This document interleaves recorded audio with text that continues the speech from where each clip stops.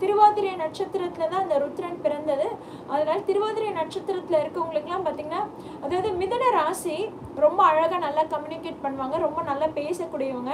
ஆனால் கோவம் வந்துருச்சுன்னு வச்சுக்கோங்களேன், அறிவு மங்கிடும். அந்த இடத்துல அறிவு வேலை செய்யவே செய்யாது.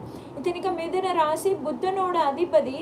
அவ்வளோ ஸ்மார்ட்டாக வேலை செய்வாங்க, அவ்வளோ ஸ்மார்ட்டாக பேசக்கூடியவங்க. ஆனால் கோவம்னு ஒன்ஸ் வந்துச்சுன்னா அந்த இடத்துல முன்பின் யோசனை எதுவுமே இருக்காது, எல்லாத்தையும் அழிச்சிடுவாங்க. இவங்களுடைய கோவத்தை பார்த்து கூட இருக்கிறவங்க என்ன பண்ணுவாங்கன்னா, இவங்களை எந்த அளவுக்கு பயன்படுத்திக்கணுமோ அந்த அளவுக்கு பயன்படுத்திக்கிட்டு இவங்களோட கோவத்தினால இவங்களை விட்டு பிரிஞ்சு போயிடுவாங்க. இவங்ககிட்ட இருந்தால் நமக்கு தான் ஆபத்து, நம்ம நேரத்துக்கு இவங்ககிட்ட இருந்து அவஸ்தை பண்ணோன்னு சொல்லிட்டு பிரிஞ்சு போயிடுவாங்க. ஸோ திருவாதிரை நட்சத்திரத்தில் இருக்கிறவங்க தன்னுடைய கோவத்தை சரியாக ஹேண்டில் பண்ணலைன்னா அவங்களுடைய கடைசி கால வாழ்க்கைன்றது ரொம்பவே தனிமையாக போகும்.